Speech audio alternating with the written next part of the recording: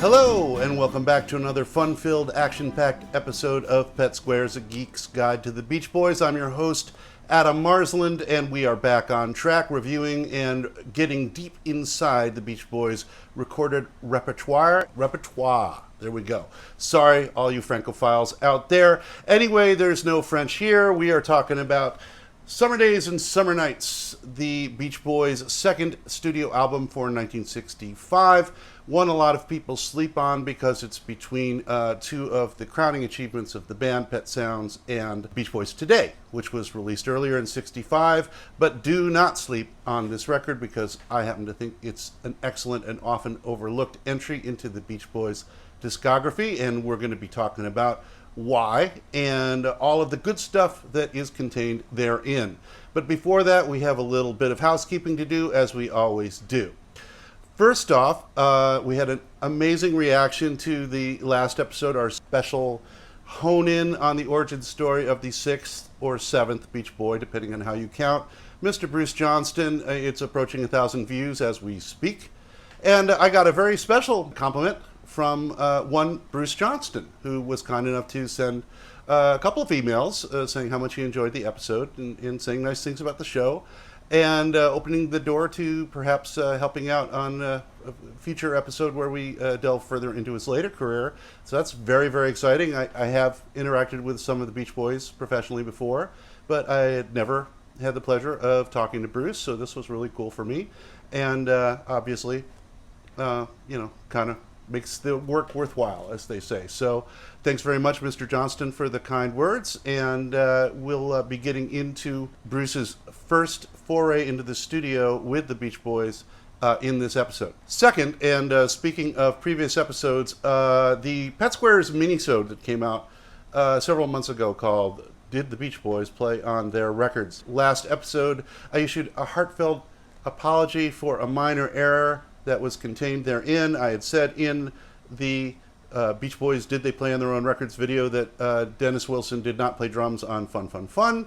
He only played tambourine. It was pointed out to me by several people, including Mark Lynette, the Beach Boys engineer, that there are two drum sets on Fun Fun Fun, and one was Hal Blaine and one was Dennis Wilson. I groveled in abject apology for this minor error on the last show I did about Bruce Johnston.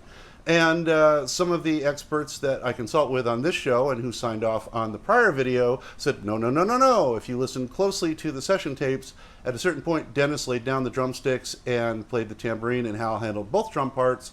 So according to them, there is no error in my prior video, Did the Beach Boys Play on Their Records? Are you confused yet? I'm kind of confused. Anyway, so we can say this is a point of contention, but apparently Dennis did play the tambourine. We know that for sure.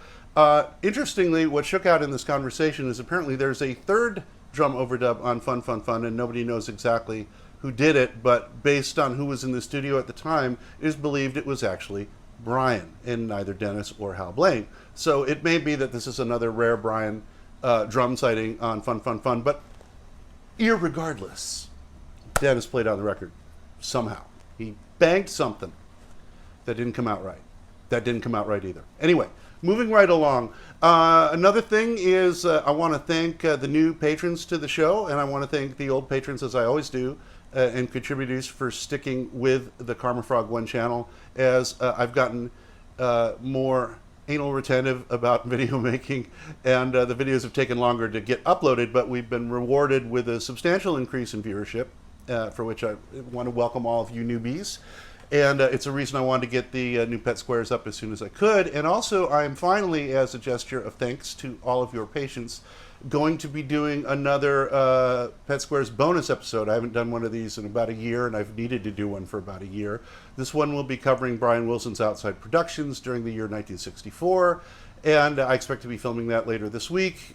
So those of you that are significant contributors or patrons to the channel, you can look forward to that, and if for some reason you don't get the link for it, just let me know and I'll make sure that gets to you. If you're thinking about becoming a patron or Patreon donor, one of the things I'm kind of curious about as I'm getting to do this is I'd like to put up more bonus content for patrons, and I'm not quite sure what to do because there's about 40 to 45 supporters of the channel, which is a not insignificant amount for a channel as small as this one, but I would like to put effort into making patron content that will be appealing to some or all of that 40 to 45 people, plus any of you that are thinking about chipping in. If you have suggestions about that, I would love to see them in the comments. Like what kind of bonus content would be most interesting to you. And as always, if you are interested in becoming a patron of the Karma Frog 1 channel, you will find that information in the first comment. Okay, with all that out of the way, let's get right into Summer Days and Summer Nights. Now, the reason that Summer Days and Summer Nights, which came out on July 5th, the year of our Lord 1965, is not as highly regarded in the band's discography as some of the albums that surround it is a result of the circumstances of its recording. As a lot of you know, and I talked about this on the episode that featured this album, the Beach Boys Today, their prior long player, is viewed by many as being the signpost to Brian's magnum opus Pet Sounds, which was to come a year later.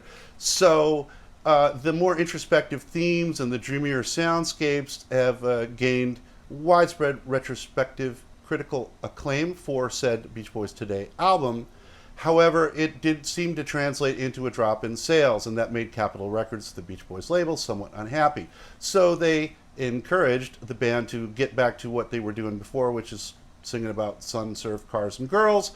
And the band begrudgingly complied. Brian and Carl, in particular, were a little unhappy about being saddled with this lyrical content. But even when we look at some of the lyrics the band were coming up with, if we look back to I Get Around, when they talk about being bugged driving up and down the same old strip, got to find a new place where the kids are hip, Brian explicitly said this partly referred to his own musical frustration of being limited to certain themes, but those are Mike's lyrics, actually, as has been recently revealed as the original lyrics have come to light.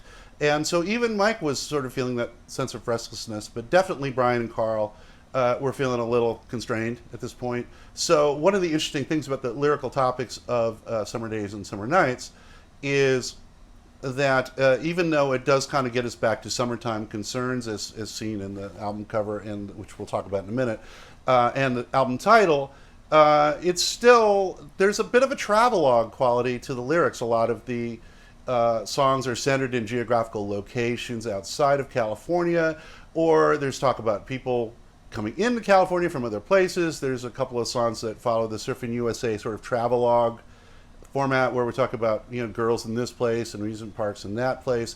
So there's a little bit of an underlying subliminal sense of restlessness that pervades this album.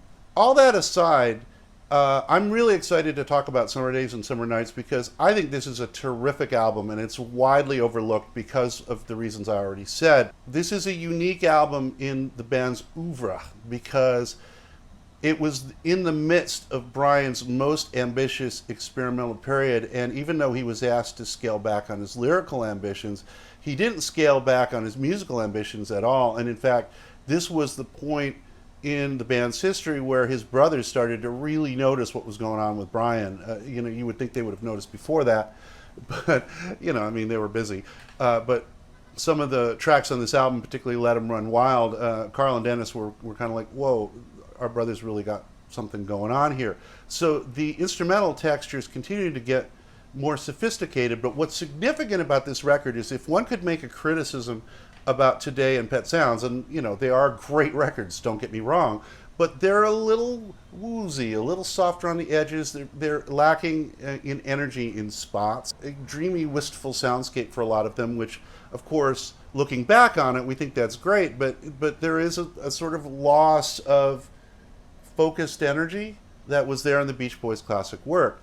And so what happens with Summer Days and Summer Nights is Brian continues with the instrumental arrangements and experimentation and doing things that are really compelling in that realm, but he brings back the sort of driving beat and the focused rhythms of the earlier work. So there's a lot of energy and drive that really manages to compress all these sonic ambitions into something that's a lot more forceful and directed. Significantly, this is the first album of the band's that really is responsive to current influences that aren't named Phil Spector.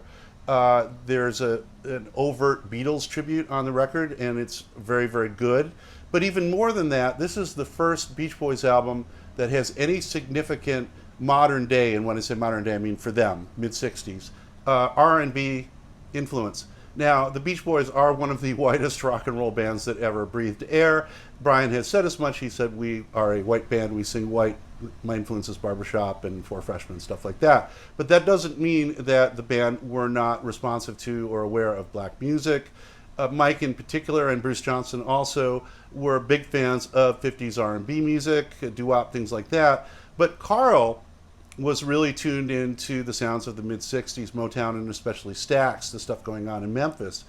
And this is the first album where you hear some of these R&B underpinnings to their otherwise pretty white bread, although amazing, but still not steeped in soul culture, in the sound of the Beach Boys. So you've got some tighter, funkier, if I can dare use that term, grooves going on in the back. And I don't really mean in the backbeat, but more just the drive of it and the bass lines and stuff.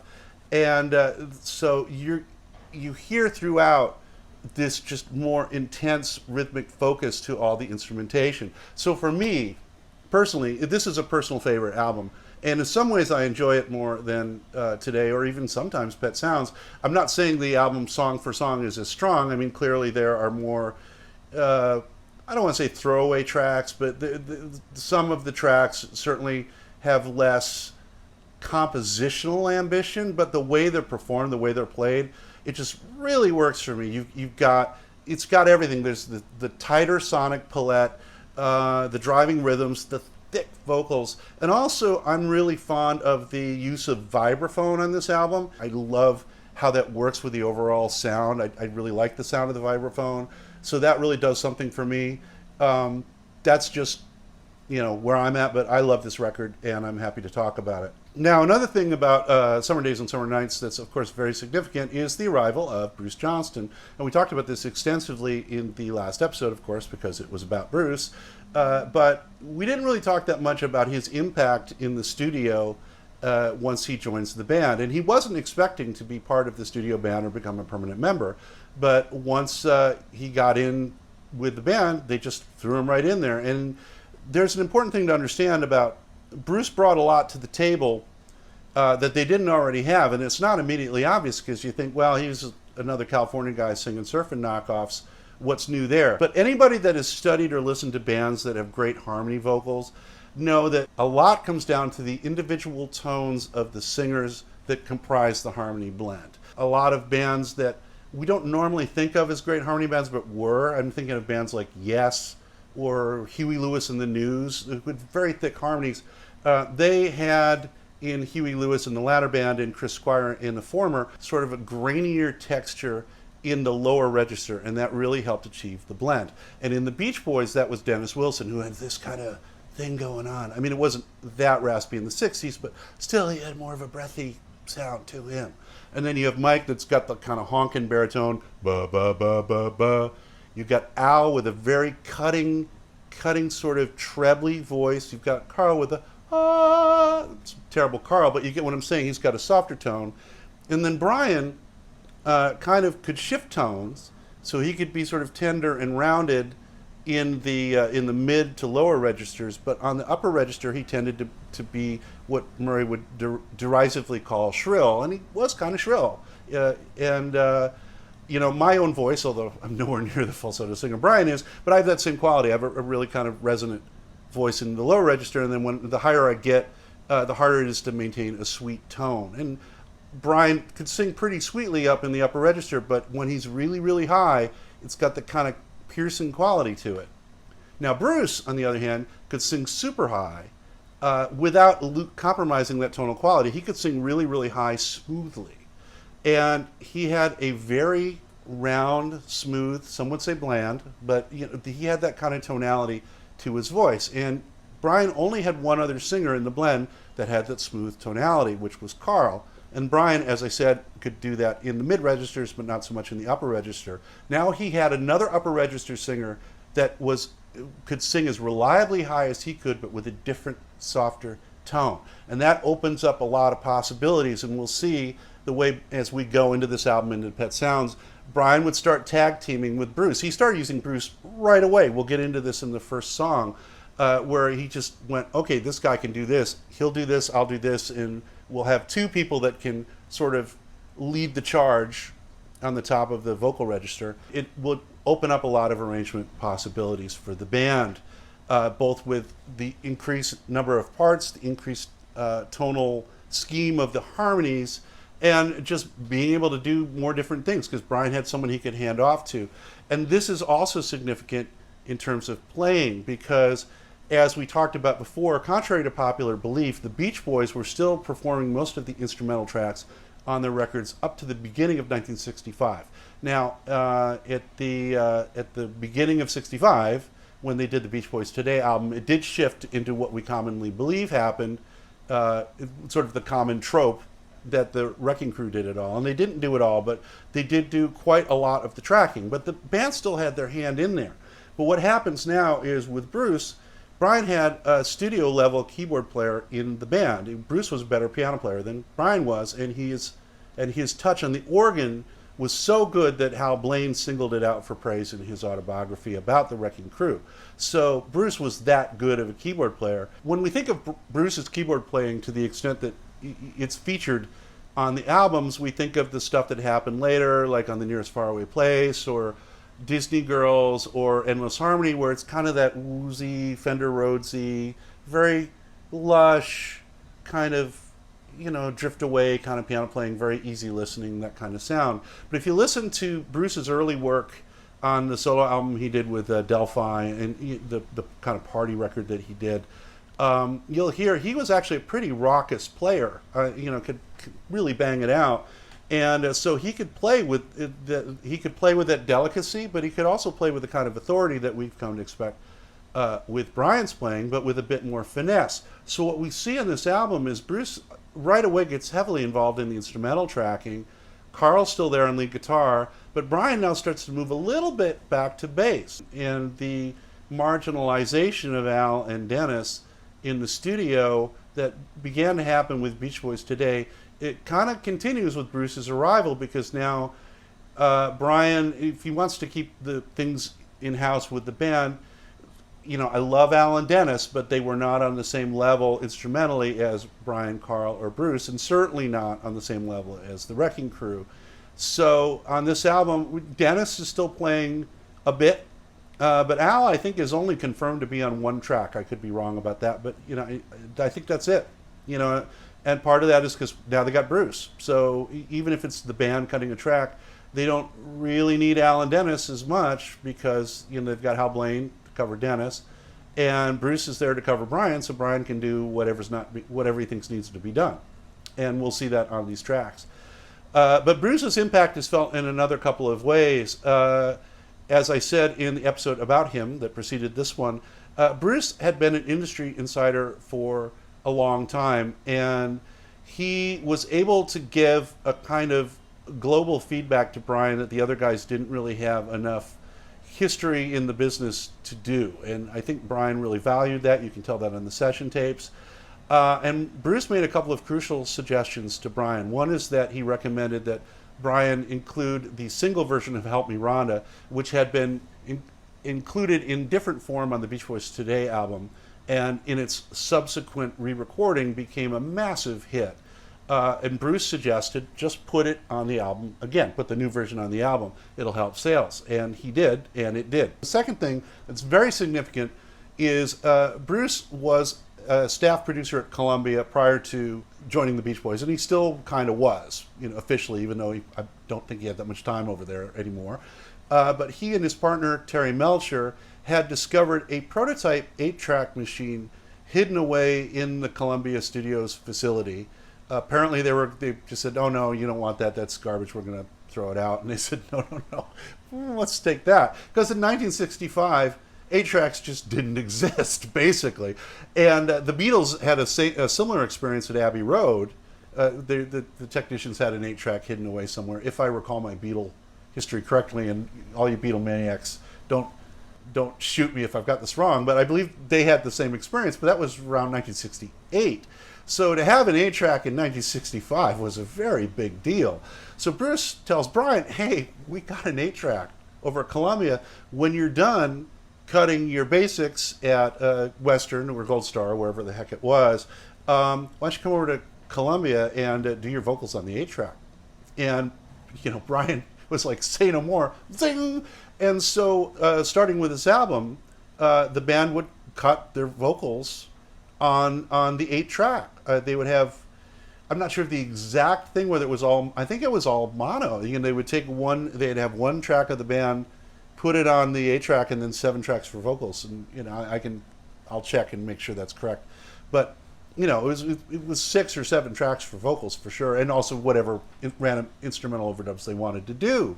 So, as you can imagine, they were already loading up the tape with overdubs and stuff. So this gave Brian so many options, because now he's got 6 great singers and 6 or 7 tracks to mess around with the vocals. So this became the working method for this album, and significantly for Pet Sounds. So 8 tracks of vocals means we're going to have a lot of vocal fun from the Beach Boys. So speaking of Bruce's arrival in the band, that brings me to the last thing to talk about with the overview of the album before we get right down to it. Let's take a look at the album cover, shall we? That's a pretty cool picture. The guys look great, but there's something missing, isn't there? Al Jardine, where the heck is he? Come on, man. Now, on the back cover liner notes, Al explains that he had the flu bug when they did the photo shoot. But come on! He just sang their #1 hit. Yeah, he's the new guy in the band, but he kind of proved himself. He's the star of the moment, and he is sort of the low man on this band's political totem pole. So it's what a major diss, right? To just leave him off the cover. Couldn't they have scheduled another photo shoot? Maybe not. I mean, they were really super busy in '65, so it may just be they had one day to do the photo, and that's it. But what makes this even more hardcore is there are pictures from this photo shoot with Bruce in them. So you got 5 guys, including Bruce. And the reason Bruce didn't appear on the album cover is that he was still under contract to Columbia, and he couldn't get clearance under the terms of his contract to appear on the album covers. And that's why you don't see him up until Smiley Smile, which is actually an album he barely was on. So it's kind of ironic. But anyway, can you imagine if that album cover had been used, if Bruce had gotten clearance and it was the 5 guys but no Al? I mean, poor Al. Come on, that sucks. That's not cool, man. So anyway, with no further ado, I think that covers the overview of the album pretty well, so let's talk about Summer Days and Summer Nights.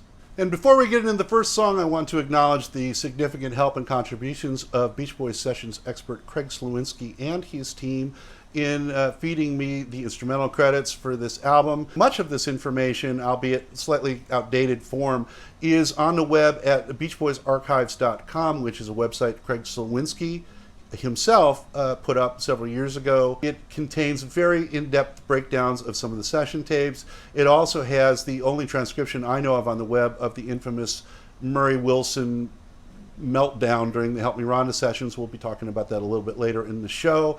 But if you want to follow up on any of the things I'm talking about here and get even further into this album, you can go to that website and you'll find more stuff there. Some of it is also reprinted in the Endless Summer Quarterly, the fine publication of record of the Beach Boys, and there's even more session info there and back issues there. I'm not quite sure how you would access that, but certainly check out Endless Summer Quarterly if you get a chance to, and I'll put a website for them here, or some way you can find them. So with that out of the way, let's get to the first track, Girl from New York City. Oh boy, I love this song. I just love it, love it, love it, love it. I forgot how much I love this song until I started working on this show, and I listened to it again. And if I was going to make my own list, and we all have one, of our sort of top 10 sleeper songs that did not get enough attention, that we personally like, Girl from New York City would be on my top 10 or top 20 at least. This is a Wrecking Crew band hybrid. The players on this track are Bruce Johnston on piano, Carl Wilson on guitar. The bass is the standard procedure of Brian having multiple different basses playing the same line. On upright bass, Clifford Hills. On 6-string Dan Electro bass for the articulation that it brings, Ray Pullman. And on electric bass, Fender bass, I assume, Brian Wilson himself. Once again, as I said, we find him back on bass a little bit on this album. Hal Blaine on drums. On the tough sax approach, we have Steve Douglas our old standby, and Jack Nimitz on this one. For most of this album, all 6 guys are on the tracks. I saw someone say on the internet recently that Bruce barely sang on any Beach Boys recordings. That's kind of silly, but anyway, he's on almost all the tracks of this one. I'll tell you where he's not. On this one, it appears Dennis may not be on this, but all 5 other guys are. If I don't say so, otherwise, assume that all 6 guys are singing on the tracks, because for most of these songs, that's the deal. So as I said, this is one of my very favorite Beach Boys B-level tracks, if you will. It's obviously an answer or homage or ripoff, depending on how you want to classify it, of the Ad-Lib's recent hit, The Boy from New York City. For my generation, a lot of us will know it better from the 1981 cover version, super record, by the way, by the Manhattan Transfer.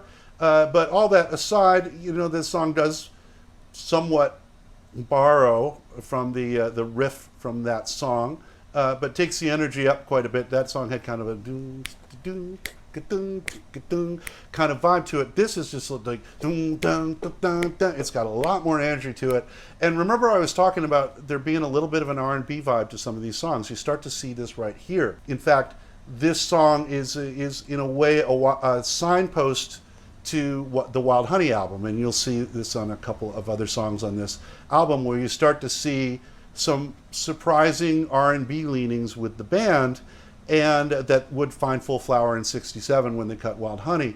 As you hear this, especially with the blueness, the deliberately flat intonations on the vocals, and the pentatonic bass line.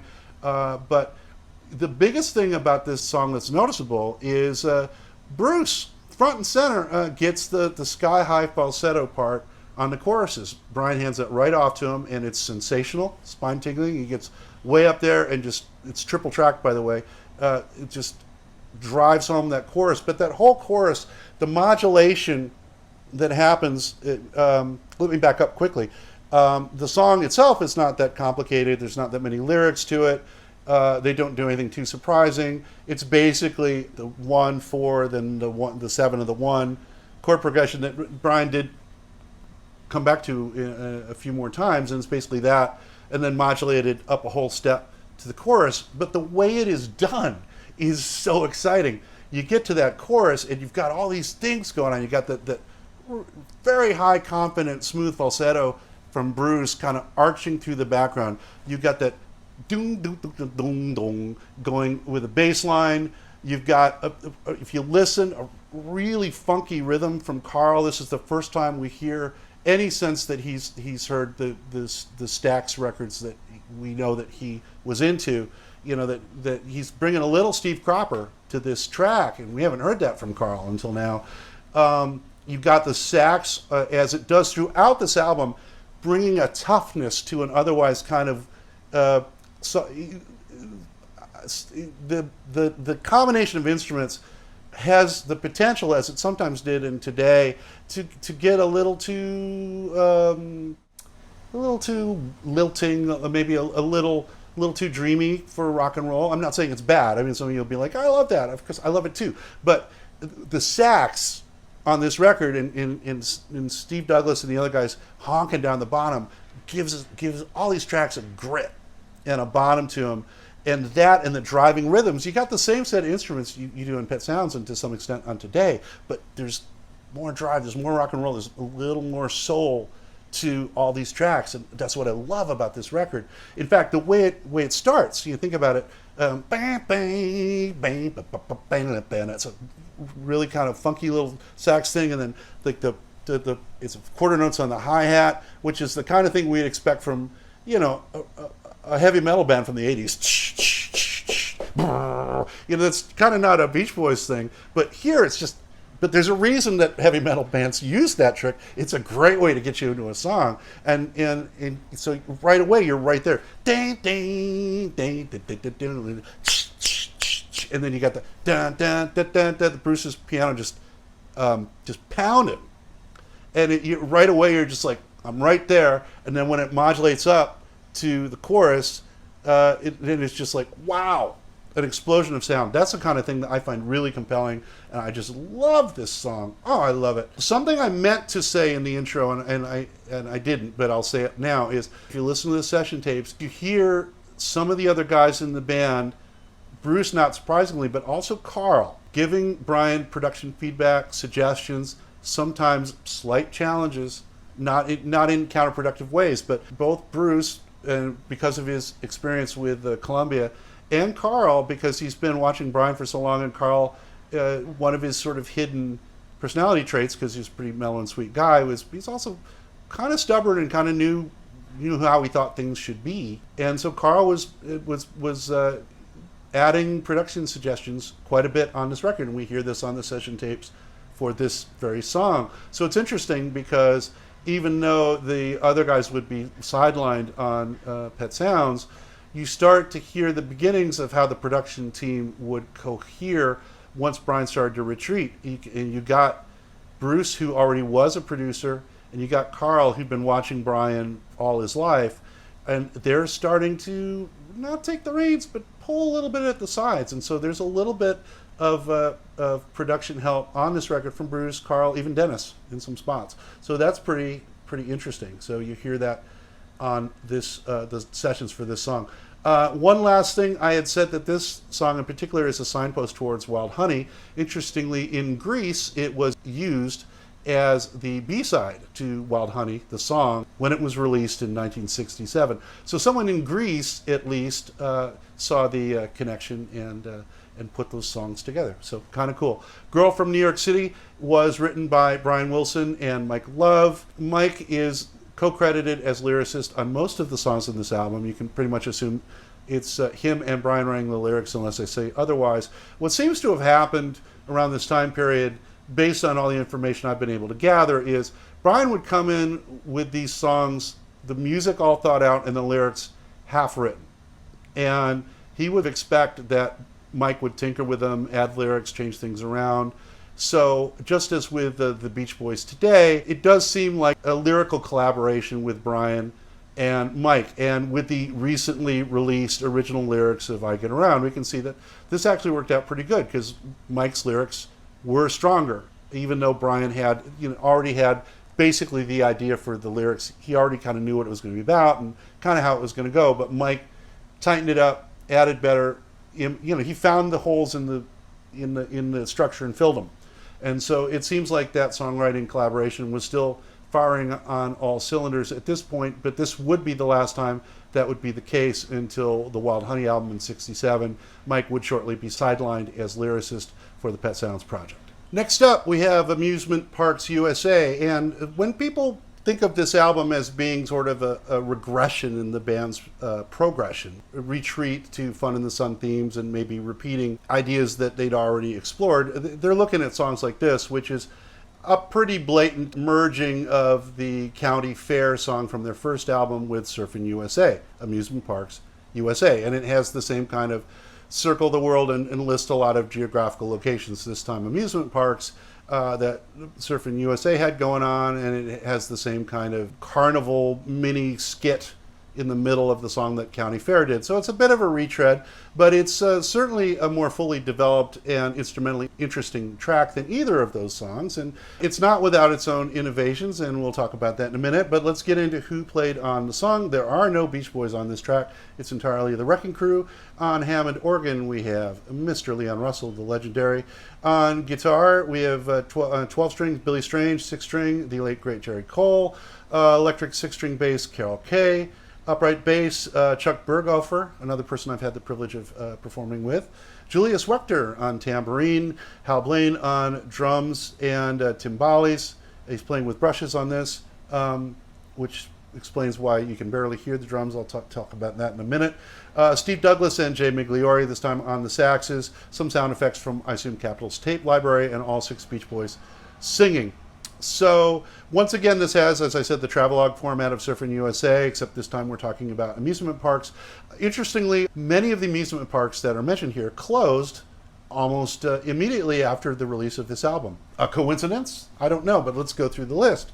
Palisades at Salisbury, Parks and Recreation, great show. Forget it. I don't know what I'm saying. Anyway, that also was referenced, of course, in Freddie Cannon's song Palisades Park, which was also one of the better songs covered on the Beach Boys' 1976 15 Big Ones album. That closed in 1971. Sorry, Freddie. Sorry, Beach Boys. Euclid Beach gets a mention, which is interesting because they name-checked a place in Cleveland. The Euclid Beach Park closed in 1969, and this has another sort of obscure connection in that a group called the Euclid Beach Band surfaced in 1977, and this was a Cleveland group that was produced by the Raspberries' Eric Carmen that had a minor hit with a charming Beach Boys pastiche called There's No Surf in Cleveland. So that kind of ties it all back to this song. Riverview Park was in Chicago. It closed in 1967. Disneyland, still there, for better or worse. POP referred to Pacific Ocean Park, which was in Santa Monica and closed in 1967. Jersey's Steel Pier is still open in Atlantic City, and if I recall correctly, that figures significantly in Bruce Springsteen's lore, although you Bruceophiles can correct me on that if I'm wrong. And we have another mention of an amusement park in the next song, Salt Lake City, because they talk about the lagoon. I don't know if that's still going or not. I should have checked that. I didn't. I suck. There's kind of no drums in the mix. If Hal was playing with brushes, that kind of explains that. There's only a backbeat kind of on the instrumental part. The rest is doing some kind of weird rhythm, like kind of like on California Girls, like dunk dunk diggity, dunk dunk diggity. But it's buried. But the thing is, the drive of the instruments is in the pulse is so prevalent on this track. You almost don't notice that the drums are barely there, and that's something I'll keep talking about all the way through this album. There's a real drive to this record. There's a pulse to almost every song. So even though you don't really hear the drums, it doesn't really matter. The song certainly doesn't lack energy. You've got Brian with his crazy maniacal cackle. You have Hal Blaine stepping up as the carnival barker, and something I want to point out here is, and I noticed this the first time I ever heard the song, and I've never heard anyone talk about this, but if you listen really carefully on this track, you'll hear Hal obsess over Stella, the snake dancer. She shimmies, she shakes, and then you can't really hear what he's saying. So if you listen really carefully with the headphones, she shimmies, she shakes, she's got the biggest ass. I'm telling you, that's what he says a couple times. Gets kind of blue there, and I think this is hilarious. You have a very funny conversation between Brian, looked like a freak to me, and somebody. It's not ascertained who is doing the girl's voice. It's thought to be Bruce. I did email Bruce to ask him, and perhaps wisely he did not respond. So maybe Bruce being the girl in this little skit. That's very, very funny.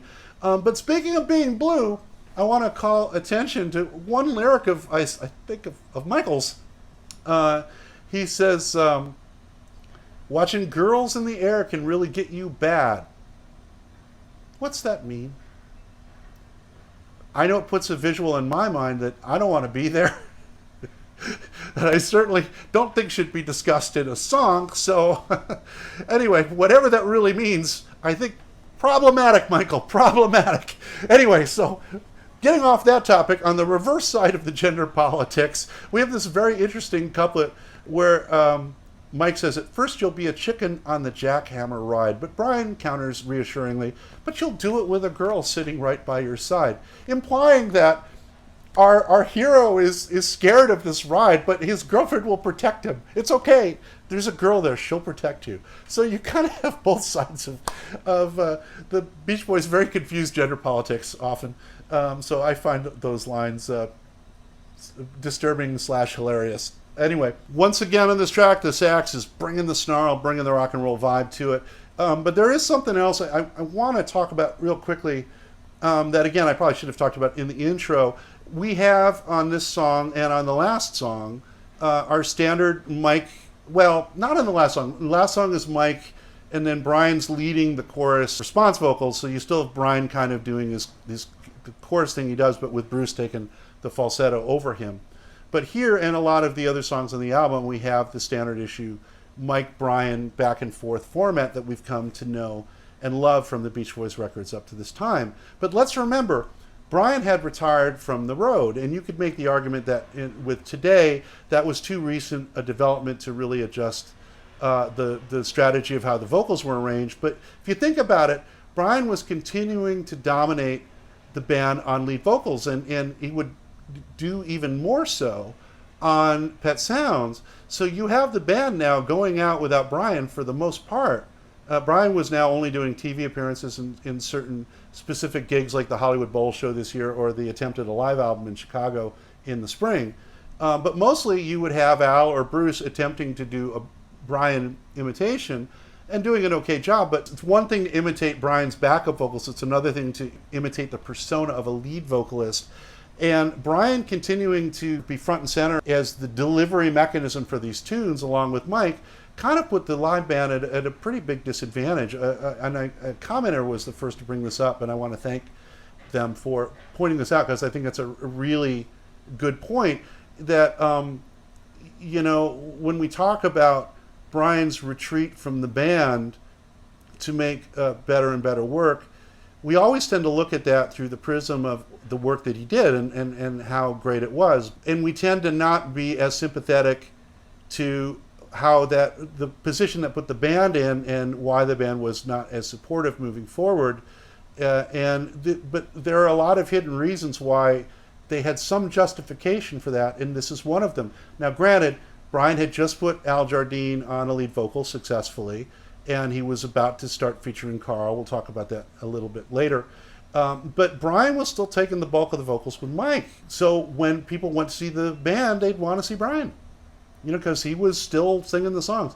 So it was a little bit of a, something that the band was stuck with that they didn't ask for. They would have liked to have Brian there to represent what he did on the records. So, Brian and Mike still front and center here and a lot of this record.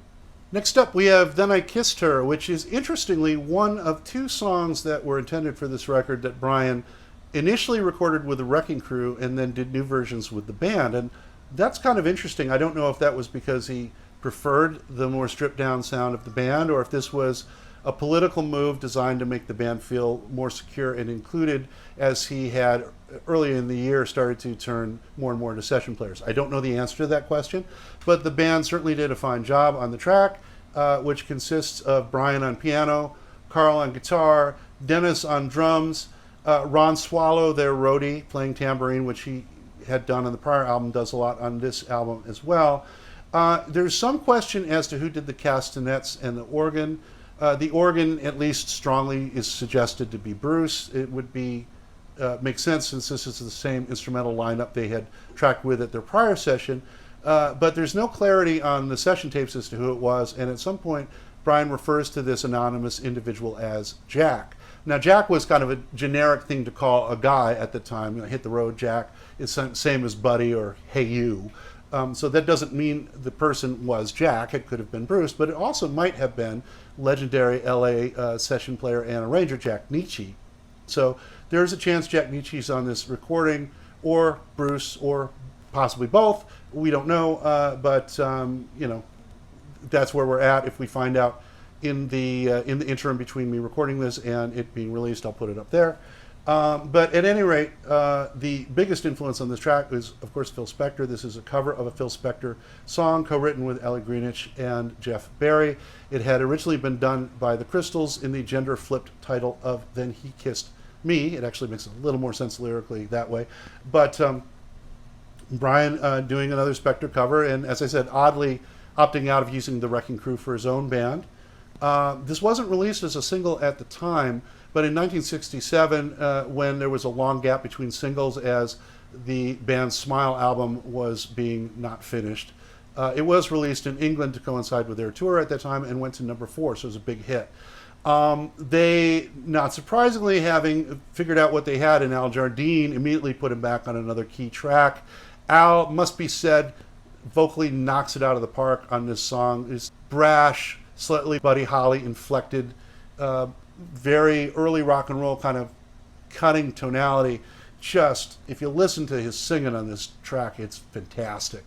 And it's a song he would continue to perform with the Beach Boys all the way through his tenure and beyond. Certainly a very worthy successor to Help Me Rhonda, and Al rapidly proving himself as a force to be reckoned with on lead vocals. As I said, it is the band tracking. The drums cause Dennis some trouble because, first of all, on the verses, he's hitting on the one, which is very counterintuitive. You've got up to her and up. If you wanted to dance, that's not where you feel it. And at a certain point, he has to switch from the 1 to a standard 2/4. He does it kind of awkwardly, not very surprising, given the circumstances. He's it's not Dennis's finest hour on drums, but it's powerful, but a little bit sloppy from him. But it's fine. The organ is ace, and again, if that's Bruce, I'm not surprised because the touch is perfect. Carl, again, helping produce on this, contributing some suggestions. Another sharply focused, upbeat tune with a fat sound. So you've got, again, whether it's with the band tracking or the Wrecking Crew or both, that's the hallmark of this album. Just a driving beat with a thick, full sound. Really good stuff. Next song is Salt Lake City, where the Beach Boys deciding, for the first time, I think, to focus exclusively on a city outside of California. Very interesting track, mostly the Wrecking Crew, but with some band participation. This song is best remembered for its unique double bass intro, and I don't mean double bass like playing a double bass. I mean there are two basses playing in parallel fifths that comprise the introduction to the song. These basses were performed by Carol Kay on 6-string and Carl on the bass instead of lead guitar, probably because, again, this is sort of the lead line of the song. That's kind of where Brian would put Carl. So it's Carol and Carl. Kind of an interesting name for a band. They could have done a duo and performed Big Bottoms, I guess, with Brian, maybe. I don't know. Anyway, so actually we'll get back to the Big Bottom thing when we talk about another session. Remember the Big Bottom thing. I'm setting up a joke for later. But the instruments are played by as follows. Piano, Al DeLore, and Brian on the solo, doing that really cool boogie-woogie kind of thing there. Leon Russell, once again, on the Hammond C3. Electric 12-string, Howard Roberts, the late, great Jerry Cole on electric guitar. Carol and Carl, as I once again said, on bass. Lyle Ritz on upright bass, doubling them throughout the rest of the song. Hal Blaine, drums. Billy Strange on tambourine. Frank Capp, vibraphone. Roy Caton, a name I'm not familiar with, on trumpet. And then triple tag team, not tag team, they're playing in unison, or they're not playing in unison, they're playing together. Plas Johnson, Steve Douglas, Jay Migliore, all 6 Beach Boys sing. Now the band really dug Salt Lake City, as they said, especially Mike. They have some fond associations with Salt Lake. It figures in the lore of the writing of Fun, Fun, Fun. They show off some local knowledge to demonstrate that they're not just tourists. They really understand and like Salt Lake City. And I do believe promotional singles were pressed up for play in the Salt Lake City market at the time. Once again, Mike and Brian trading off, doing the old school thing. Mike's loose yeahs are great. Kind of reminds me of Jan Berry's whole deal with the yeah. Once again, a really driving rhythm and a really interesting instrumental underpinning with the vibes and the organ. You got the vibes doing this eighth note thing. I think it's 8 notes, da, da, da, da, da, and the organ comping underneath it. That's the rhythmic underpinning of this song. And I love how the vibes sound. Something about the way they're played and the sound of them does take me to another place. It's like the sound of traveling. And you think of those old kind of jazz tunes, those crime jazz tunes, where you're going down the waterfront or you're getting on a train, and especially where the vibes go off the reservation at the end, you kind of hear them going off into some other world at the end. You've got jazz instruments, jazz instrumentation playing rock and roll. And on Beach Boys today, you had jazz instruments, the same instruments, but they were kind of playing jazz. I mean, the Beach Boys today is really close to jazz in terms of the voicings, in terms of the instrumental combinations, some of the chord structures, and certainly rhythmically less so. But Beach Boys today is close in some spots to being a jazz album, or at least a jazzy pop album. It's very Bacharach. You got a lot of Bacharach influence on Summer Days and Summer Nights as well, but this is very firmly a rock and roll album. So once again, I'll keep coming back to this theme. You've got this orchestral, big band approach to the instrumentation, focused to a very driving beat and a heavy rhythm. You got Bruce very prominent in the vocal stacks. You've got the saxophone once again bringing the butt bringing the edge to the proceedings. The instrumental break with the doubled sax, the vibes, and the boogie woogie keyboard with that little chromatic thing. It's just great. That's a really cool instrumental bit. It grooves like crazy. The ending has an old school Beach Boys harmonic breakdown where they do that semitonal scoop that Brian excelled at. Dennis would invariably go flat on these, which would give him just a little tug, actually, that imperfection of Dennis not quite nailing the scoop. Sure, it drove Brian crazy, but it's part of what we love about these recordings. Someone once said the Beach Boys weren't the best singers, they were the right singers. And they were pretty damn good. I mean, if you listen to the level of harmonizing on all these records, even when they just stepped right up to the mic and went for it, they were great. Even Dennis. In fact, just to put in an aside, when I worked with David Marks on his Back in the Garage album, and I worked with him on his vocals, I was very surprised, because he's not known as a vocalist, at how good his pitch was.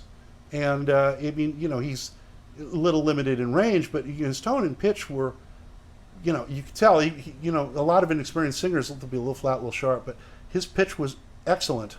And I was just thinking that even for David, being in that close proximity to Brian, you were going to learn to sing on key. Whatever your limitations were, you're going to sing on key. And I'm sure that Dennis absorbed this lesson as well. So whatever Dennis's limitations technically as a vocalist were, he was nonetheless very conscious of his pitch and things like that.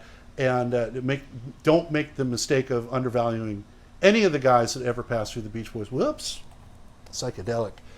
They all had a great respect for the need to be tight in terms of their rhythm and their tone and their pitch. One funny thing that happened during the sessions of this, it's actually one of the most notorious session clips of the Beach Boys lore, right underneath the Murray Meltdown, which we'll talk about a little later, and Brian asking Chuck Britz if he could bring in a horse during Pet Sounds. Those are probably the two biggest ones, but this one's sort of legendary, and it's funny. At some point, Brian asks Carol Kay to change the EQ settings on her bass so that it would have more treble on one part of the song and less on another. So he asks her to whack it off, meaning whack off, remove the treble from the tone knob on her bass.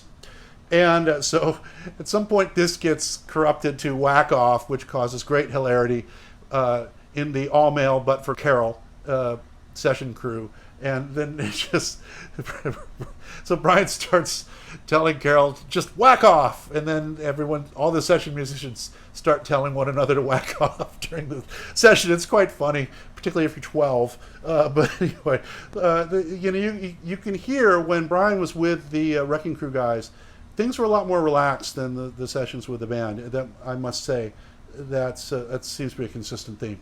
But they had a lot of fun cutting this track, and it is again, perhaps a regression lyrically a little bit, but they're finding other ways to expand musically, and it's another really satisfying track on this album.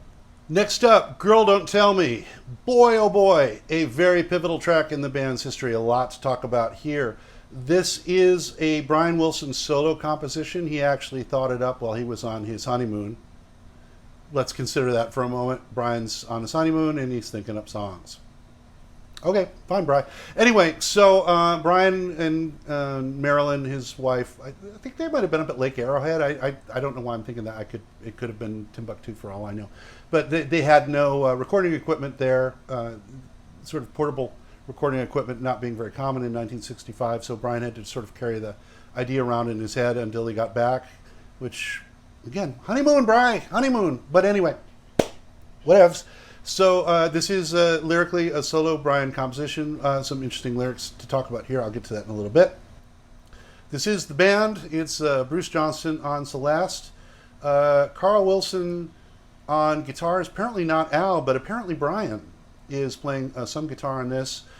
Very rare appearance of Brian on guitar. It's still very unclear how much guitar Brian could play. It seems like he could play melodic lines. I don't know if he knew that much in the way of chords. What Brian's playing here, a lot of it is just what he's playing on the bass, and he does play bass on this as well. But he may also be doing some of the 12-string electric chords while Carl's doing the vocal. That part's not super clear. But anyway, Carl and apparently Brian on guitar here. Dennis on drums, Ron Swallow on tambourine, and I guess no Al. Once again, Al not figuring into things. This is a very key track for a couple of reasons. One is this is the Beach Boys' first direct acknowledgement of the Beatles. It's a very atypical track for them. There are no backing vocals, which for a non-instrumental track of theirs is a very rare event. I think it had only happened 2 or 3 times prior to this. The instrumental backing track is unusually spare and guitar driven for them. There's no keyboard rhythmic element. I mean, Bruce is playing the Celeste, kind of tingling around the background, but usually the Beach Boys tracks are centered around kind of a pounding rhythm on the piano or on organ or some surrogate instrument like the like the vibes in the previous track or something like that. But this is a guitar-driven song, very much folky, very much kind of like what the Beatles were doing at the time, specifically Ticket to Ride. And it has to be said, this kind of sound, this kind of stripped-back, raw, strummy sound works like crazy. It's a great track. And I have to wonder if Brian, hearing how great the sort of the clarity of this track and the simplicity of it worked out and the focus on acoustic guitars, if that wasn't one of the things that put it in Brian's head to do the Beach Boys Party album, which is what immediately followed this one. I think this might have been a key track. But even more than that, it's a key track because finally we have Carl Wilson stepping up as a lead vocalist.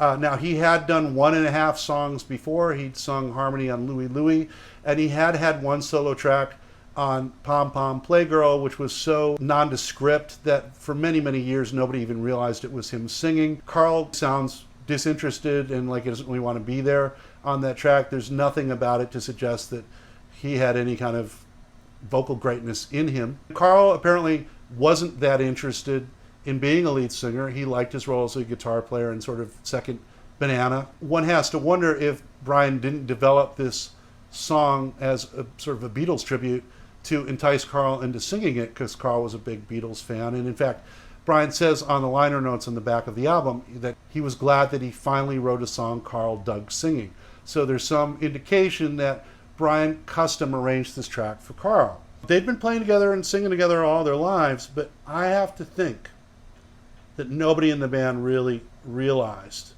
what they had with Carl. Because why would they? Carl was there playing lead guitar. Certainly they knew what his voice sounded like, but he was singing in the background. He wasn't really stepping up and trying to do a lead vocal. But I have to think this has to have been a moment similar to when Karen Carpenter first started singing with the Carpenter Trio, because she was originally a drummer. She had no interest in being a singer. And then she stepped up to the mic and boom. Because let's think about this. The band already had 4 really good singers. You had Dennis, who, for all his limitations, had a very sort of forceful, compelling quality to his voice, and they figured out early on that he could get up front for a song or two and make all the girls swoon. So he was getting vocal features from the very beginning. You had Mike bringing the swag. You had Brian that had the alternately driving and lilting romantic falsetto voice, the kind of sweet tenor that he had. They had just discovered Al's abilities as a rock and roll singer. And then Carl comes in with this song, and boom, he's better than any of them. There had to have been a light bulb moment here, because what happens right after this? The very next single, Carl's singing it. Then we get to Pet Sounds. Carl gets God Only Knows. We get to Smile. Carl gets Good Vibrations. From this point on, the vocal baton passes to Carl really fast. And it's not just because of Brian's retreat from the band, because Carl started singing the bulk of the leads while Brian was still pretty much in control. This is the point where we discover that the chubby kid playing the guitar, the 18-year-old that's kind of standing in the background, has one of the finest voices in pop music. This isn't the greatest showcase for Carl, although it's hard to think who could have done it better. Al maybe could have sung it pretty well, because it goes low, it goes high. Carl does struggle a little bit on the low notes. Hi, little girl, it's me. Don't you know who I am? because Carl and also Bruce had a little trouble getting down into the low register. But I'm the guy, hi. Come on. There it is. There's Carl. When people talk about what was great about the Beach Boys, first and foremost, we're going to talk about Brian's writing and arranging and production. What's the next thing? Carl. One of the greatest voices in pop music. And this is where we find out, oh, there he is. You could argue, here's the last piece of the Beach Boys puzzle finally coming into view. So it's a really cool track. Again, not one of Dennis's finest hours. There's a late fill on one of his breaks, but it's not really his fault because that was overdubbed, so it is a little hard to get your timing right on that. But again, one of Dennis's strengths as a drummer is he really makes a simple beat sound compelling, and it has that boom, boom that Dennis's tracks always have. If you want to have a dumb beat not be boring, Dennis. There is some, as I said, tension in the studio. During the cutting of this, Carl was in a crappy mood, apparently, all the way through this. He's swearing like a sailor. At one point, he starts cursing, and Bruce starts playing the Twilight Zone on the Celeste, which is pretty hilarious. There's another time when the tempo breaks down, and the band starts discussing whose tapping foot they should watch, and Carl steps up and says, Brian's the best foot to watch. I always watch Brian's foot. So Carl lays it down. And interestingly, again, Carl has a significant role in the production of this track. One of the ways you can tell this is the presence of a crash cymbal at various points in the song. This was instigated by Carl. Brian hated cymbals. He rarely used them. He followed the Phil Spector idea that the drums should stay in the low frequencies and stay out of the way of the vocals. But Carl was... don't want to say he was in charge. Obviously, Brian was in charge, but Carl had significant influence on this track, and Carl was the guy that I think had the cymbals put in. The sexual politics of the song are kind of interesting and somewhat astute, I have to say, in terms of the way young adults sometimes deal with each other in relationships, in that it's basically the first song about ghosting, if you think about it. Well, maybe not the first song, but it's certainly a song about ghosting. Carl has an affair with a young woman over the summer, and he thinks she's going to, keep up with him during the school days, and she's got better things to do, so they hook up again, and Carl says, I'll see you this summer and forget you when I go back to school, so I'll ghost you, baby. And that, people do act that way, and it's funny, when Brian writes about sexual politics in this era, some of the stuff is kind of makes you squirm a little bit, especially in these days when we don't like to talk about some of these things. But they are true to the way humans really behave some of the time. And sometimes Brian's lyrical observations are kind of interesting for that reason. They do make us squirm because they especially later when Brian gets more cloistered in his lifestyle, but they do shine a light on some areas of the human psyche that sometimes we don't really want to acknowledge. And, people do, this is the way people play when they're feeling emotionally vulnerable and or have other options.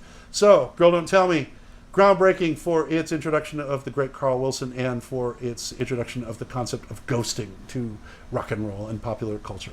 Next up, we have the hit version of Help Me Rhonda, which had been previously released in a different form on the Beach Boys Today album. And if you want to get a quick understanding of the differences in the production styles of these two records, just compare the two versions of Help Me Rhonda, because whereas the Beach Boys Today version kind of meandered around, it was long, it just sort of kind of followed its nose.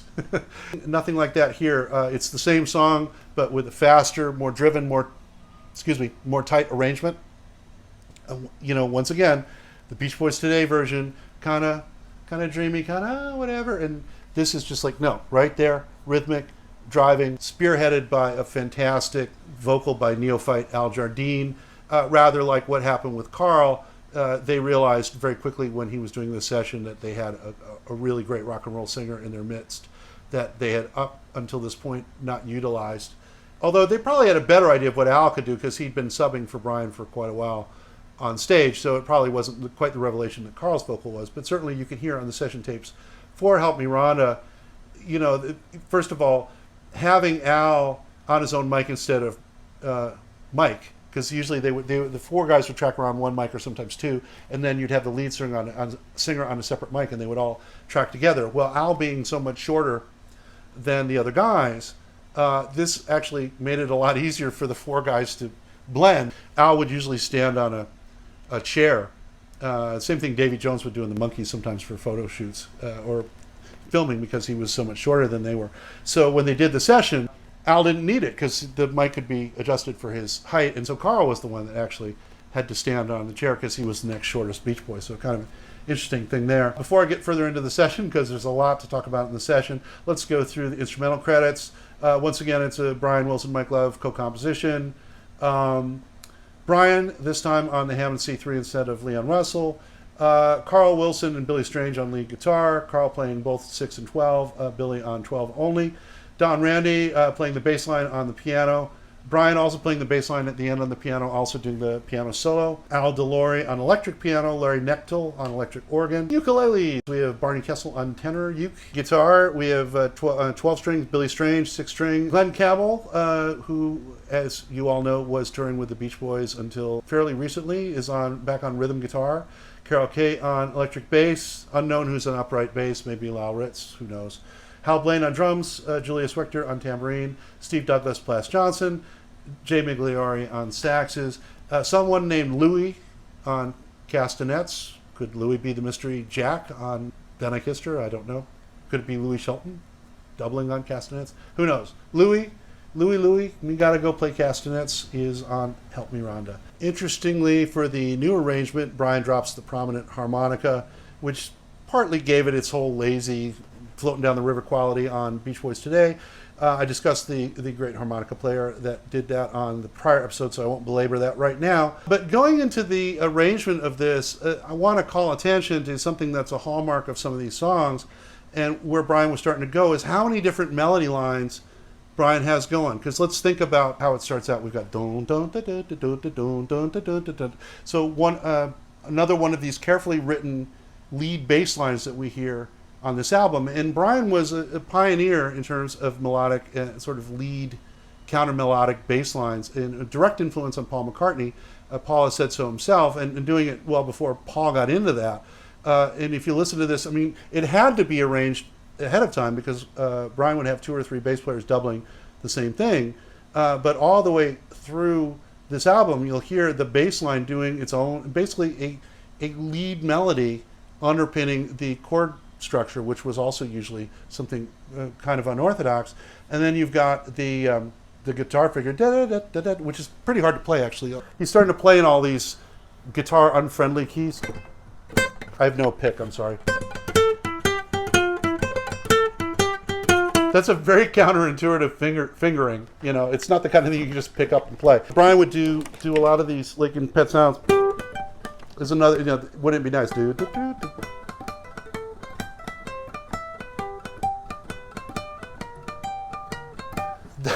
That is not an easy thing to play. So Brian was coming up with not only all these really interesting melodic ideas, sorry, because he was arranging it on the keyboard wasn't necessarily the easiest thing for the session players to play. And we'll get into that a little bit in California Girls also.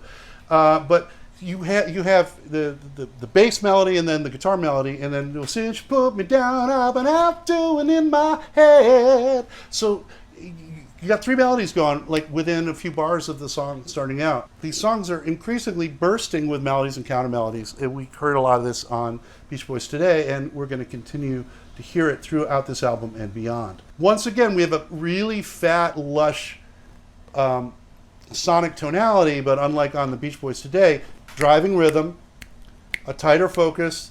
The vocals are thick, but they're a lot, you know, more, again, focused, to use that word again. No Bruce on this one because he wasn't with the band yet. But Dennis is on it. He's doing a sort of a parallel fifth thing with Mike on the chorus, and you have a very interesting kind of barking bass hook, bow, bow, bow, bow, bow, bow, bow, bow, and that was Mike, and also Brian later doubled it because it was the hook, so they wanted it to really be present in the mix. So a really interesting thing there. During the solo breakdown, we have another sort of classic tag team of Brian doing a boogie-woogie piano solo and then Carl doing kind of a surf guitar lick. So Brian and Carl overdubbing, as they did on Surfing U.S.A. and a couple other tracks, one and then the other, something they were used to doing. I told you about Big Bottoms and Carl. There's a bit of sort of humorous but not very nice studio patter where Carl, I guess, was standing instead of sitting at one point, and Dennis says, "You've got the biggest butt in the world." And Carl says, "Well, it's big, but..."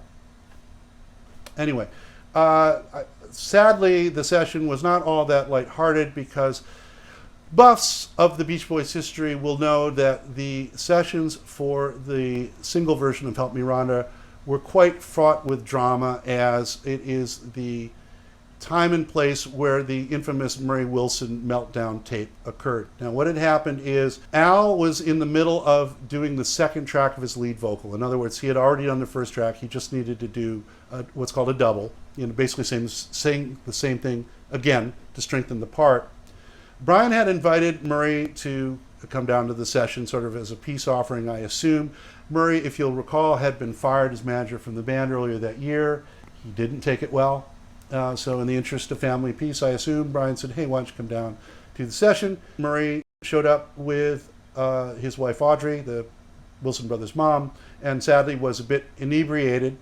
At first, Murray tries to offer semi-constructive advice to Al, which it was constructive, but it really wasn't, because even though he was picking up on some things that Al was having some trouble with, namely the timing of the scansion of how the song should go, and he would tell Al to syncopate it, baby, syncopate it. Yeah. But Al's job at that point was just to sing the song exactly as he had just sung it. So any sort of distraction to what Al had already laid down was just going to screw up Al more, and Al wasn't super confident he wasn't used to being the lead singer. Everyone else was very, very encouraging. Everyone clearly liked what Al was doing, but Al wasn't super confident at that point. And Murray coming in and trying to help Al, and Murray, I think it should be remembered that Murray had some legitimate production instincts. He just didn't really, his own ego need to express himself would sort of come at the expense of being able to communicate well or get those things done. As a salesman, it was one said of Murray that he was great at selling things and then unselling them. And as a producer, it's that same kind of thing. So he's telling Al he needs to loosen up, and he's telling Al he needs to syncopate his singing.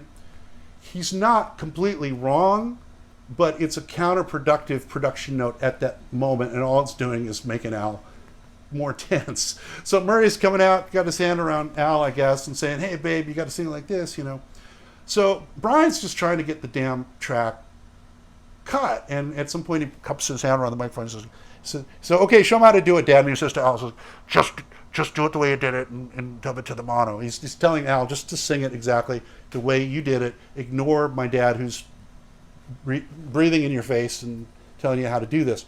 So at some point they take a break. They get back. There's a little drama during the break when I guess Mike and Carl are in the middle of a conversation, and then Brian sends one of his friends, I think it's Lauren Schwartz, who's the guy that introduced Brian to drugs, so a whole other topic there, but I could be wrong about that. But one of Brian's friends is dispatched by Brian to come get Mike, and then Mike is kind of rude to that guy because Mike's in the middle of a conversation with Carl. So Brian is scolding Mike for being kind of a dick, and Mike is sort of semi-defensive, semi-apologetic, and so a little window into that whole deal. But the main event of the drama comes shortly after that when the band gets back to recording, and then Murray suddenly comes on to the talkback and says, "Guys, I got a million things to say," and then you hear someone go, "Oh no," and then Murray just starts going off, criticizing each member of the band, and he says Brian is shrilling, and he says Dennis is flat. They probably were a little, and he knew their voices. So again, it's not completely illegitimate criticism, but it's not the time or the place. They're doing fine. The only thing preventing the track from getting cut is Murray, trying to get his thing in. And so Murray becomes so disruptive that Brian basically has to go in and face him down. And then there's this fascinating / horrifying confrontation where Brian, who we know doesn't love confrontation, gets in his dad's face as calmly as he can and tells him to chill out. And Murray gets defensive and goes, "You want me to leave? You want me to leave?" Which, and Brian doesn't tell him to leave, but he's just like, "Chill out, Dad." Eventually, this basically culminates in Murray stalking off in a huff, taking Audrey with him, and stomping out of the session, and he doesn't come back for 3 or 4 years. The band takes a break. They come back to recut it another day. It's not immediately obvious from the tapes or from the band's history, but they were all very shook up by this event. And it's fascinating that it's all preserved on tape for us. In fact, on Craig Sawinski's website, beachboysarchives.com, which also contains a lot of in-depth session information about this album and the Beach Boys Today album, and I used it liberally in preparing for the show. On the beachboysarchives.com has the only transcript that I'm aware of on the internet of the entire Murray blow-up. So if you're interested in the history of the band, I encourage you to go check that out and read the whole thing for yourself in real time. But a very disturbing event in the sessions for this song, which nonetheless went on to be a massive hit, went all the way to #1, establishing Al as vocalist for the band, and changing the dynamics for the group in more ways than one. There was another bit of drama, less dramatic, connected with this song that isn't widely known, and that is Bruce's partner over at Columbia Records, Terry Melcher. Bruce and Terry had been producing a band called the Ripcords, and Terry had been planning to do a Ripcords single as a cover of Help Me Rhonda, in between the two versions that the Beach Boys had or were preparing. And Brian got wind of this, and he had to go tell Terry to please kill their release because the Beach Boys were planning to release it. Terry complied, even though the record had already been, I believe, pressed. It was quite late in the production. But Terry acquiesced to this. The Beach Boys got the hit. Brian and Terry became much closer friends as a result of this gesture, and that would have implications moving forward in the band's history as Brian began to trust Terry Melcher as well as Bruce Johnston. But at any rate, talking briefly about the song, I did discuss this a little bit in the last episode, but the song's kind of a downer. Lyrically, it's very much obviously a song about depression, probably about alcoholism, and there's kind of a sad story about when Brian was hospitalized in the early 80s at one of his lowest physical ebbs, and he comes to in the hospital, and he sees the nurse's name is Rhonda, and he says, "Help me, Rhonda." And the nurse chuckled and said, "I guess you wrote that song about me, huh?" So that's kind of sweet and kind of sad. Kind of like a lot of the Beach Boys music. And that finishes up side 1 of Summer Days and Summer Nights. I think I'm going to split this into 2 parts so we can stay fresh. So this will end this episode of Pet Squares. I want to thank you all for tuning in. You will see part 2 of this review of the album come at you almost immediately after this one. So if you're waiting for that, never fear. Adam is here. I'll also soon be doing the bonus episode discussing Brian's 1964 Outside Productions. But for the time being, thank you all for watching. My name is Adam Marsland, and if you want to become a patron or contributor to this channel, please check the first comment and you will have all the details therein. Thanks so much, and I'll see you on the next episode of Pet Square.